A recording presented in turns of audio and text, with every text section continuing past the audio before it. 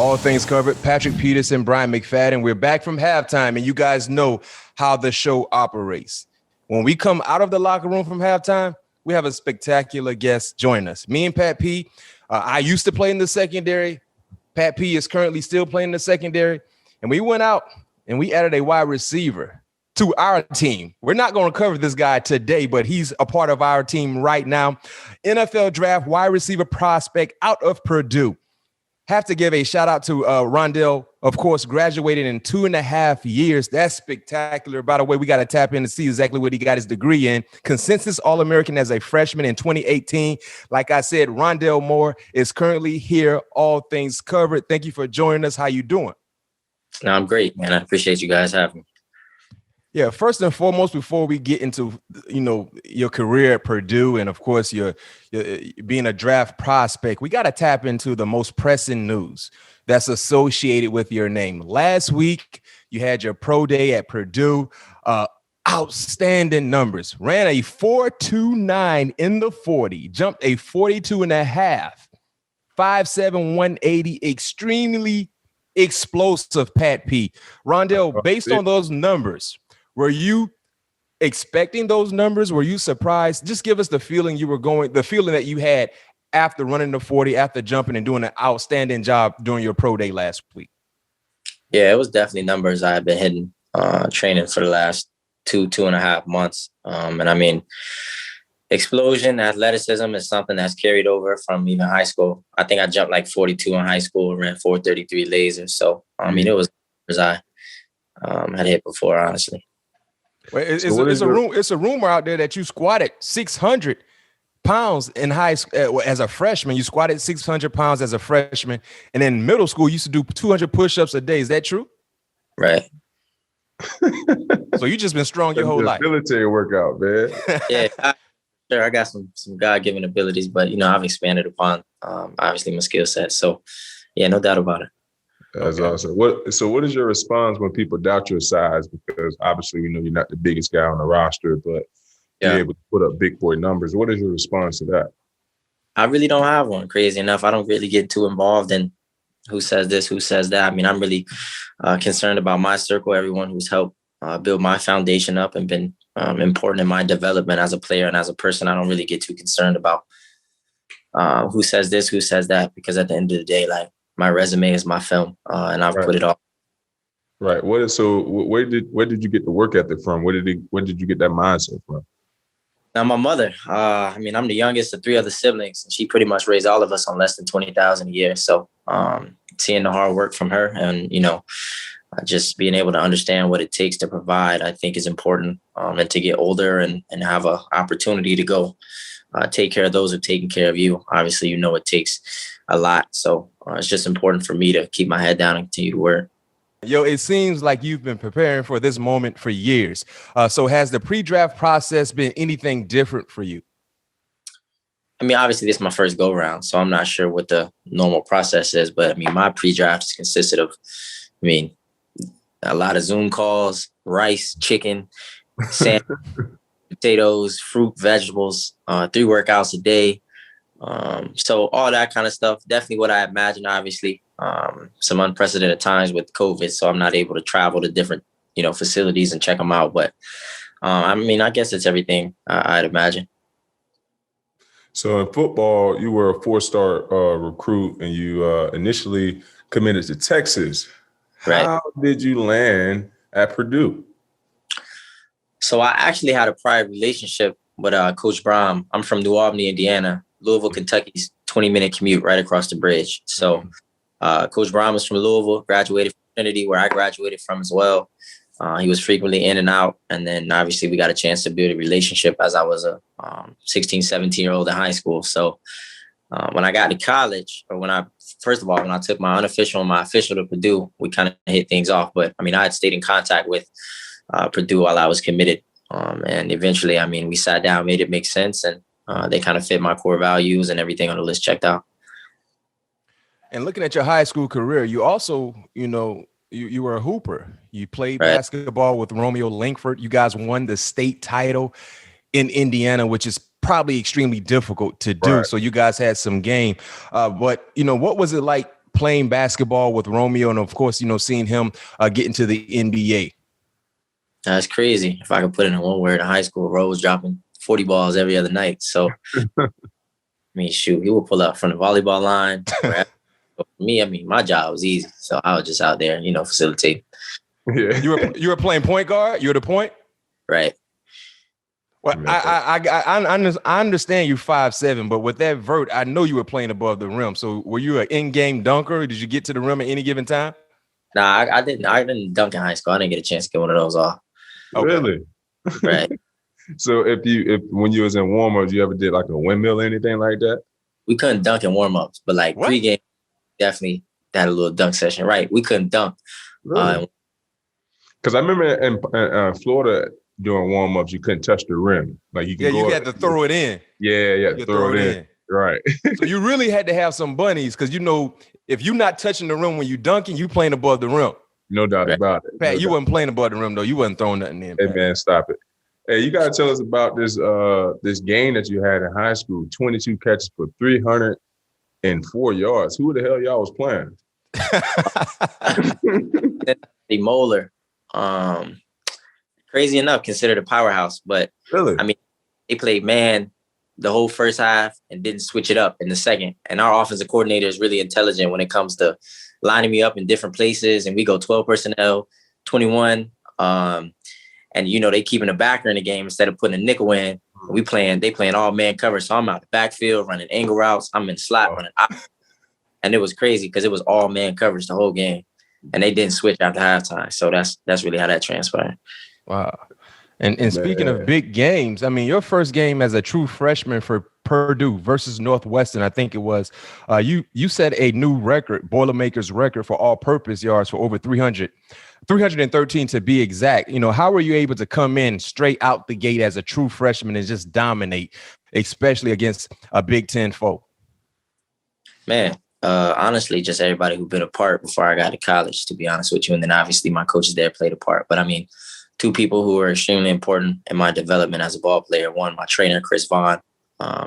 He's at Aspirations Gym in Louisville, Kentucky. And then the second guy is Andrew Coverdale, who was my offensive coordinator at Trinity when I transferred my junior year. So I really learned a lot of ball throughout that time and how to play receiver and just the ins and outs and understanding your triangle and what's going on out there. So the game wasn't too fast for me. I learned some studying habits before I got to college. So I had a playbook and had it all down. I learned full field concepts instead of what I was just doing. So for me, when I got to college, it wasn't as fast. The transition wasn't as hard. So on my end, it was just putting my head down and going to work. And then when I figured out the playbook from there, it was just like, all right, how to be a pro. And that's what I learned when I got to college, and the importance of what you put in your body, how much rest you get, treatment and things of that sort. So hats off to, my coaches there, the trainers, my teammates, everyone was a part of that. So that's kind of how I got to hit things off in the right direction.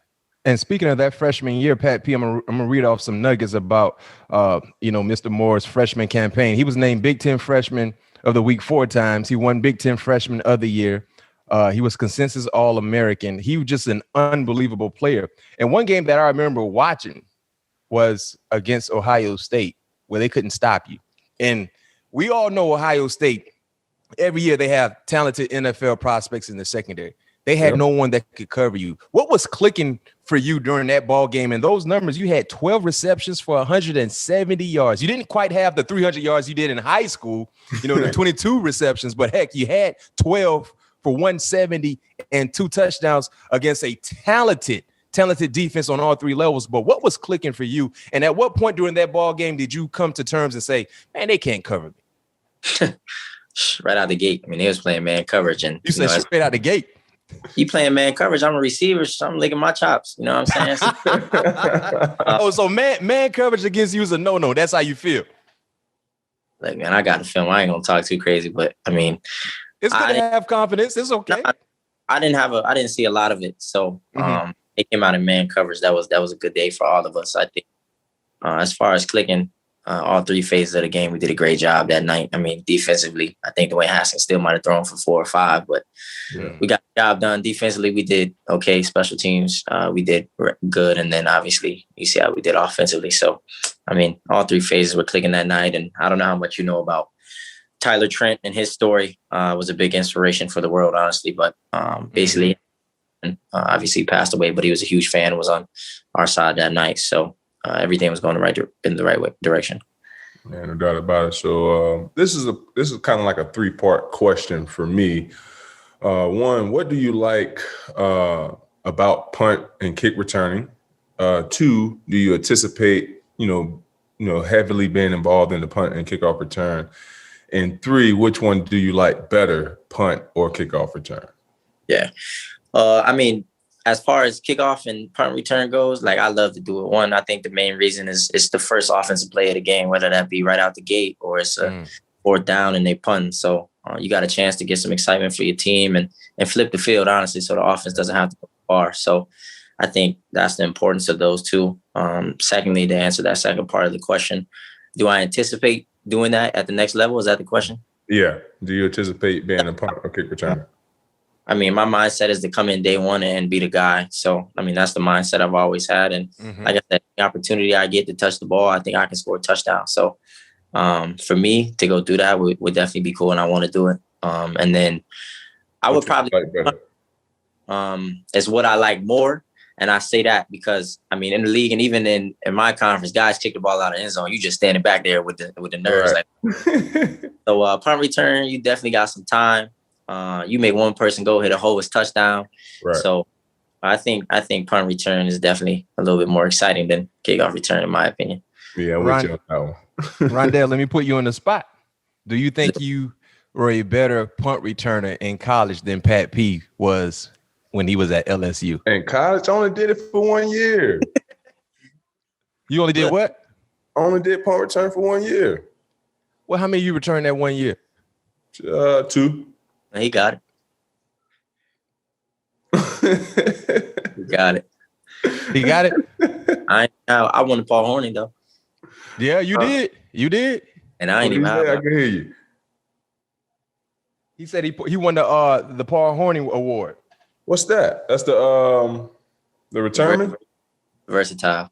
Oh, nice. Yeah. Nice. Yeah. Most versatile. And that you are. Return touchdown.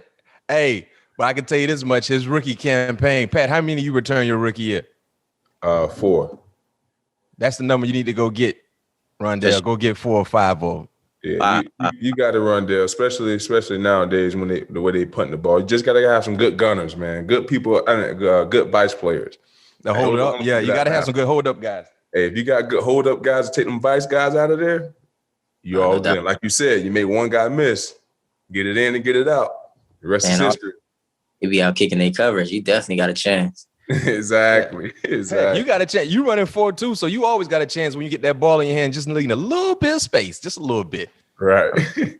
Yeah. In addition to your measurables, Rondale, how do your intangibles set you apart from some of the other offensive players that play wide receiver, and of course some returners? I just think it's my mindset, and then just perfectionist about everything and how I go about business. I think for me, waking up every day is just having a purpose and having a plan to, get better. So I think that's what separates me from the other guys in this class or whoever. Yeah. Hey, how was it like seeing a receiver win the Heisman since Desmond Howard, and it hasn't been done since 1991? Nah, that was dope for sure. I think that opens a lot of doors for people who will come after him and whatnot.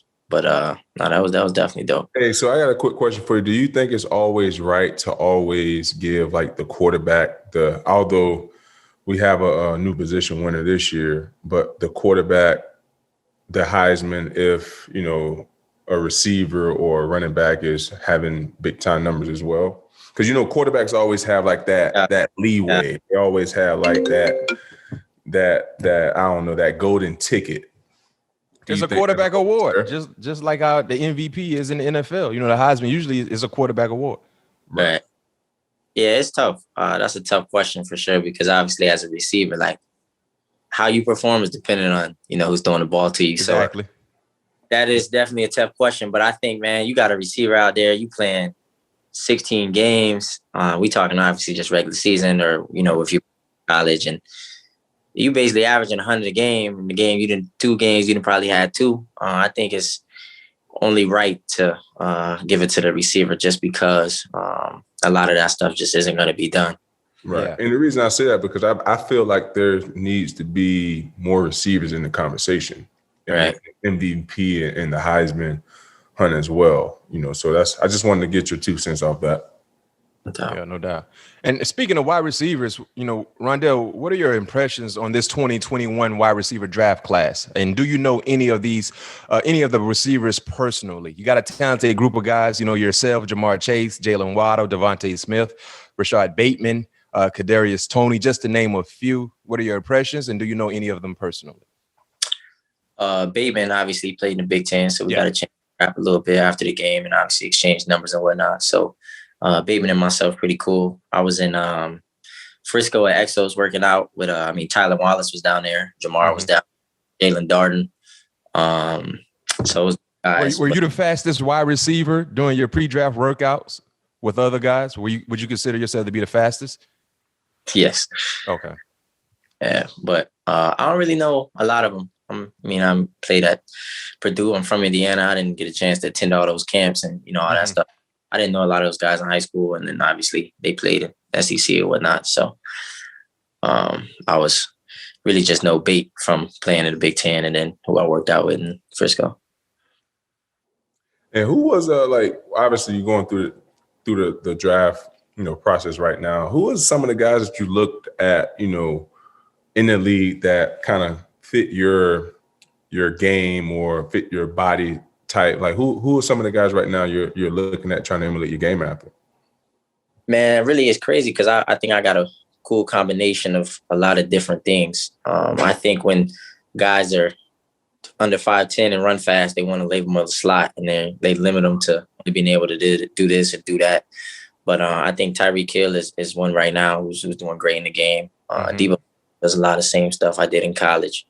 But now I got the ability to go outside and run some routes and stuff like that. So as far as just studying guys and watching tape, I think Cooper Kupp, Cole Beasley, we don't necessarily have the same intangibles, but as far as what they do, I could definitely get it done that way or, go outside and be a pure route runner. So there's a lot of different guys, honestly. I like that list. Talented group of guys you just named off. Speaking of Tyreek Hill, if you guys were to ever face off in a race, who's winning? He might have that one. Hey, yeah. I mean, I know you fast, but we all know Tyreek Hill's a different fast, bro. It's annoying fast. Like you might miss something if you don't keep your eyes on him. Yeah, I ain't gonna challenge that one. He got that.